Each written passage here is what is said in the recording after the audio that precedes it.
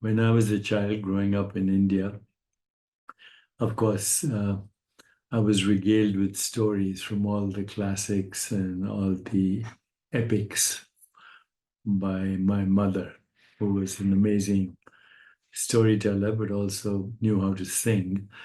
And she would sing mythical stories to me and my little brother. One of the most amazing stories that we heard as children was the story of Aladdin's lamp. Of course, we didn't pronounce Aladdin the way it's pronounced in America. In India, the Urdu pronunciation, which is the correct pronunciation or close to the correct pronunciation, is Aladdin, Aladdin, or Allahuddin. In any case, Aladdin, Allahuddin, Aladdin is a poor young man living in China with his widowed mother. And a seemingly ordinary oil lamp that contains a powerful genie is in that lamp. And this genie can grant wishes.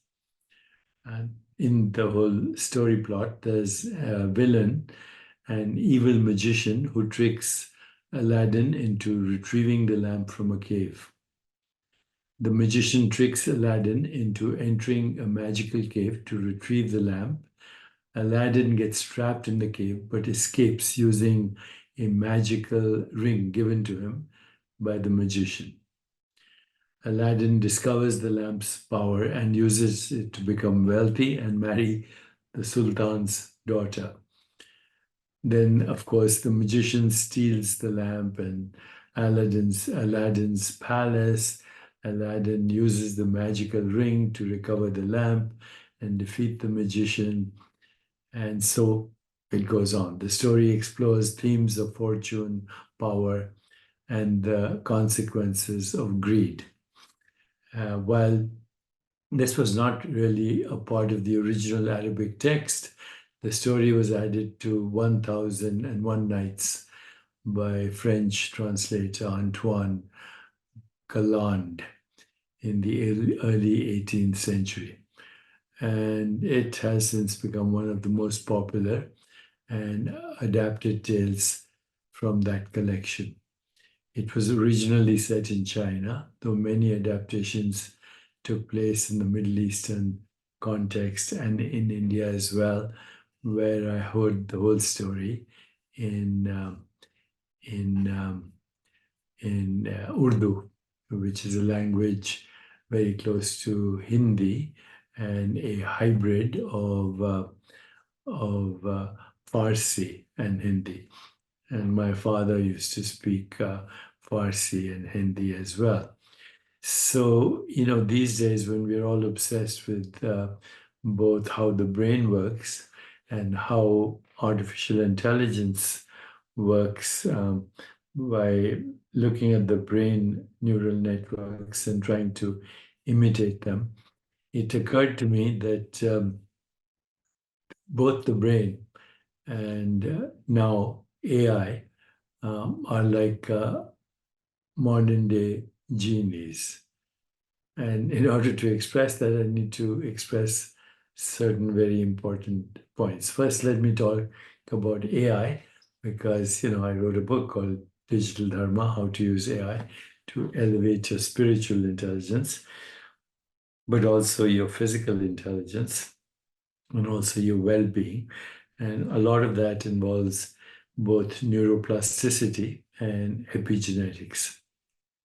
So let's first talk a little bit about artificial intelligence.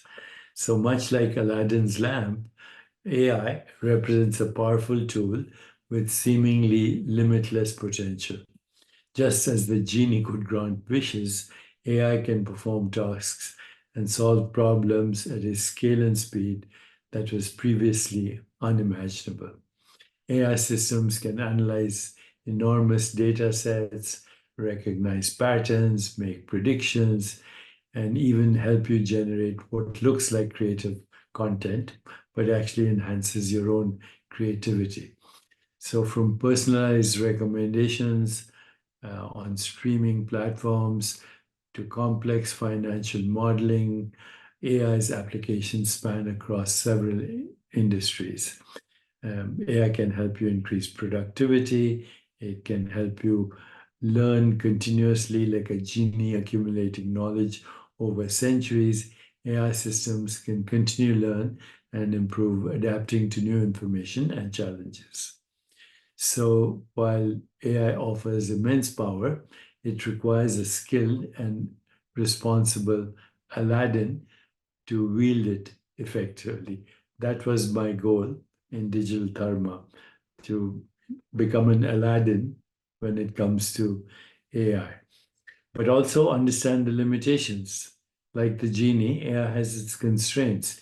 It excels at specific tasks, but may struggle with nuanced decision making, understanding context in the way that you and I do. Also, with great power comes great responsibility. And users of AI must consider the ethical implications of their wishes and ensure that AI is used for the benefit of society. And there's always the evil magician hanging in the background, wanting to use AI as a weapon and disrupt elections and much, much more. So, how does this connect to the brain? It connects to the brain in the following way. See, like AI, the brain is a kind of a physical machine. Okay, it's a physical object. The brain as a physical object knows no experience, just like AI knows no experience. It is what the brain is a physically appearing substrate of the changing conditioned mind. And now neurogenetics, epigenetics, neuroplasticity support the argument that AI is actually brain-like and brain is actually AI-like. Neither of them are your true self. Your true self is consciousness, which has modified itself through as the conditioned mind. And the mind is conditioned, as I've said many times, by culture, by religion, by economics, by history, by every encounter you have, every choice you make. And yet, the brain is machine like. The brain is machine like. It's AI like, and AI is brain like, except that it now amplifies the activities of a single brain because of large language models, which no human being can access. So AI is the genie, but so is your brain, the genie. And actually, you can use AI now to improve the landscape of your brain, because the landscape of your brain, the neural networks of your brain are very plastic. They respond to every choice you make, every decision you make, every food item you put in your body. They respond to how you choose sensations, how you choose perceptions, how you choose anything for that matter. Choose to see a comedy, choose to see a tragedy, choose to see a horror movie, choose to see a movie that makes you joyful with laughter and playful. And every wisp of experience is metabolized into gene activity, which also influences the neural landscape of your brain. Now, by using AI to enhance your knowledge in any area, okay, in any area. And of course, you choose which area you're passionate about. Could be music, could be the arts, could be literature, could be science, could be understanding technology. But as you improve your skills in any intellectual endeavor, as you improve your skills in emotional intelligence, as you use AI and your brain as complementary activities in consciousness, then you are actually becoming Aladdin with a magical device. And this magical device is the entangled human brain and artificial intelligence.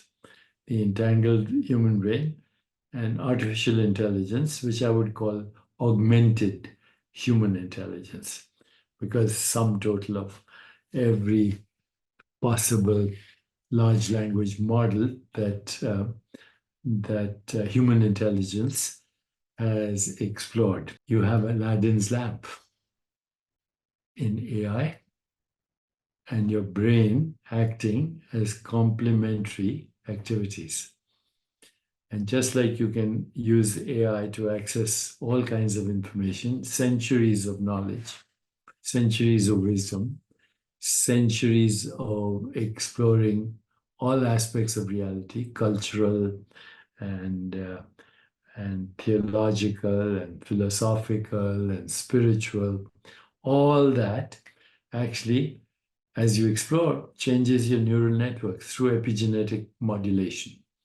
So, epigenetic modulation, genes, which are the symbols of experiences of your ancestors, neuroplasticity, and the entanglement of brain and AI are going to enhance our capacity in such a way that it gives us immense power.